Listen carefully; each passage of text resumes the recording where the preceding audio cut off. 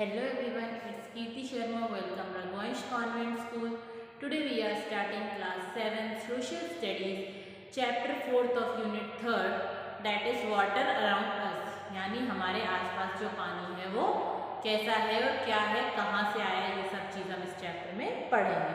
So let's start our class. Humidity. अब humidity क्या होता है, किसी को पता है? चलिए हम पढ़ते हैं. The constant of moisture in the air is a very vital factor for life on the earth.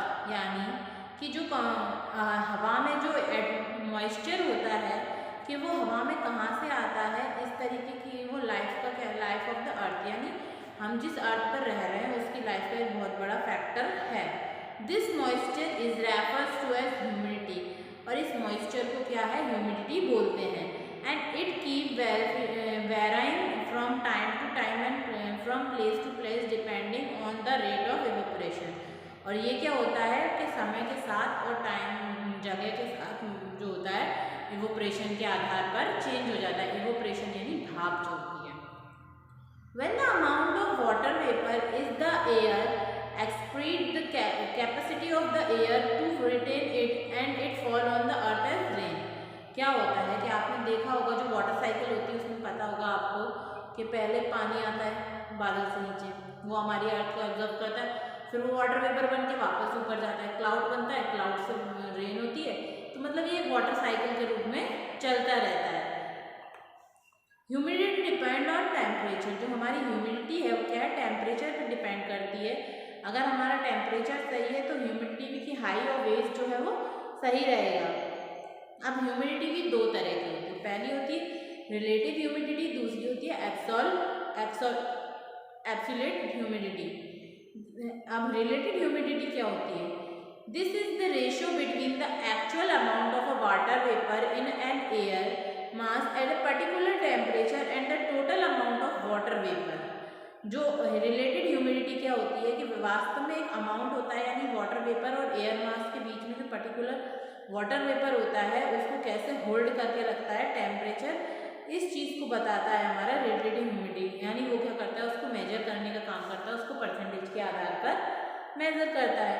फिर है एब्सोल्यूट ह्यूमिडिटी. एब्सोल्यूट ह्यूमिडिटी क्या होती है? The total amount of vapour in an air column is called. जो total amount होता है vapour में air का, हवा का, उसको कॉलम में डिवाइड करने का काम एब्सोल्यूट ह्यूमिडिटी करती है. और इसको हम क्या है, ग्राम पर क्यूब मीटर के आधार पर एक्सप्रेस कर सकते हैं. अब इवोपरेशन क्या होता है? Water can change from one form to another by absorbing our heat. Water जो है यानी पानी जो अपना फॉर्म चेंज करता है एक फॉर्म से दूसरे फॉर्म में आने के लिए, जो कि हीट का, यानी जब आपने देखा होगा हमारी मम्मी जब पानी उबालती हैं उसको आप कैसे पानी बॉयल करते हो, उसके ऊपर आप एक कोई ढक्कन उससे ढक के रख देते हो, तो क्या होता है कि वो जो ऊपर का ढक्कन होता है, प्लेट जो होता है उस पर क्या है, कुछ मॉइस्चरिंग पॉइंट्स आ जाते हैं वाटर में, तो वो क्या होता है, इवोपरेशन बन जाता है. In summer, when the temperature raise, the snow on the mountain absorb heat. जैसे आपने देखा होगा समर के टाइम में जब टेम्परेचर बढ़ जाता है तो जो हमारे माउंटेन्स पे जमी हुई बर्फ जो होती है, स्नो जो होती है, वो क्या होती है, हीट के कारण मेल्ट होने लगती है और बहती हुई नीचे आने लगती है. During the day, water bodies on the earth absorb heat and some of the water change into water vapor and goes into the atmosphere.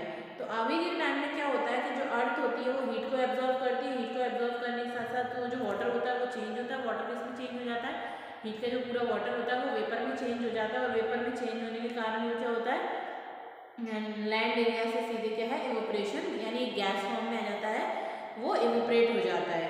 Water evaporation continuously from ocean and other water bodies and from the land surface.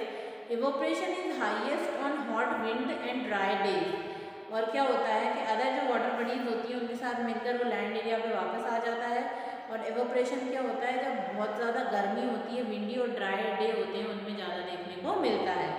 Water vapour is also emitted by plants mainly from the leave. This process is called transpiration. आपने water vapour पत्तों पे भी देखा होगा, पेड़ों की पत्तियों पर ये देखने को मिलता है, इसको क्या बोलते हैं, ट्रांसपिरेशन बोलते हैं. कंसिडरेशन क्या होता है? Consideration is the process by which water vapor in the air change to liquid or solid on cooling. Concentration का मतलब होता है वो प्रोसेस जिसमें वाटर वेपर जो होता है, पानी का भाप वो होता है, वो एयर के साथ मिलके लिक्विड, सॉलिड और अलग रूप में ठंडा होता है। यानी जब पानी ठंडा होता है तो वो लिक्विड हो जाता है, जैसे बर्फ है, आइस का टुकड़ा आप थोड़ी देर हीट में रख दोगे, वो मेल्ट होने लगेगा, लिक्विड फॉर्म हो जाएगा। उसको आप ठंडा पानी को ट्रे में डाल के ठंडा करने के लिए फ्रीजर में रख दोगे, वो सॉलिड रूप में, आइस रूप में आपको देखने को मिलेगा। This take place when warm moisture air loses temperature, जैसे गर्म टेम्परेचर या मॉइस्चर में एयर जो होती है वो अपना टेम्परेचर चेंज कर लेती है। When air reach the temperature at which concentration start, the temperature is called the due point. और जो उस टाइम एयर में जो टेम्परेचर होता है, कंसीडर होता है, स्टार्ट शुरू हो जाता है कंसीडर होना, उसको ड्यू पॉइंट बोलते हैं। An air column that hold moisture to its fullest capacity is called saturated air. और जो एयर जो होती है, एयर का जो कॉलम होता है, जो मॉइस्चर को बहुत लंबे समय तक होल्ड करके रखता है उसकी फुल कैपेसिटी के साथ, तो उसको क्या बोलते हैं? सेटर्ड एयर बोलते हैं। अब फॉर्म ऑफ कंसंट्रेशन, कंसंट्रेशन को 4 फॉर्म्स में डिवाइड किया गया है। पहला है आपका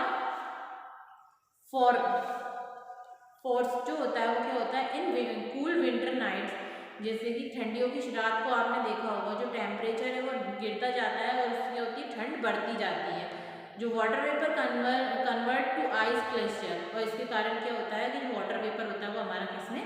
बर्फ की छोटी छोटी बूंदों में कन्वर्ट हो जाता है। और आपने देखा होगा कि जिसे ओस बोलते हैं, ओस जिसको बोलते हैं, आपने जब ठंडों की रात के बाद सुबह उठ के देखते हो तो पत्तों पर, छोटे छोटे पौधों पर आपको छोटे छोटे पानी के बूंद जमे हुए से मिलते हैं, उसको दिस, और ये जो शीट होती है इसको क्या बोलते हैं? फ्रॉस्ट बोलते हैं। फ्रॉस्ट का मतलब होता है ओस।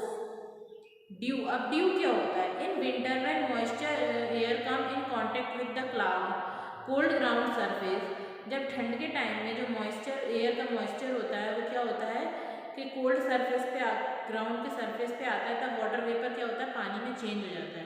कि जब आपने देखा होगा कि जो अभी जैसे धूप नहीं निकल रही तब तक तो वो वाटर वेपर बढ़िया है, लेकिन जैसे ही धूप निकलती है तो क्या होता है कि वो वाटर वेपर बन के वो अर्थ पर आ जाता है और वो पानी के रूप में चेंज हो जाता है।